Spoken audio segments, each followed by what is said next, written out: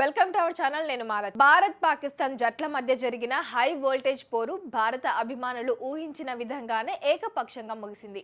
ఇక ఆదివారం దుబాయ్ వేదికగా జరిగిన ఈ మ్యాచ్ లో రోహిత్ సేన 6 వికెట్ల తేడాతో పాకిస్తాన్ ను చిత్తు చేసింది. చేజ్ మాస్టర్ విరాట్ కోహ్లీ అద్భుతమైన సెంచరీతో టీమిండియాను విజేతగా నిలిపాడు.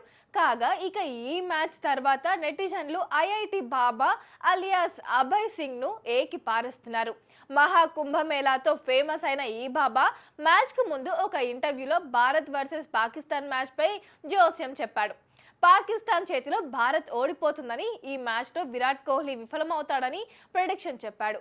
కానీ కొన్ని గంటల్లోనే బాబా జోస్యం తప్పని తేలిపోయింది. బాబా అంచనాలకు విరుద్ధంగానే టీమిండియా పాకిస్తాన్ ను 6 వికెట్ల తేడాతో ఓడించింది. అలాగే విరాట్ కోహ్లీ పాకిస్తాన్ పై అద్భుతమైన సెంచరీ సాధించాడు.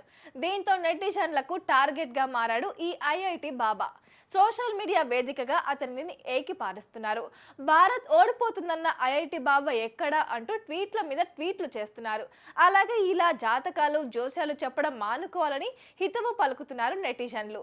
మరి తన అంచనాలు తప్పడంపై ఐఐటి బాబా ఎలా స్పందిస్తారో చూడాలి మరి.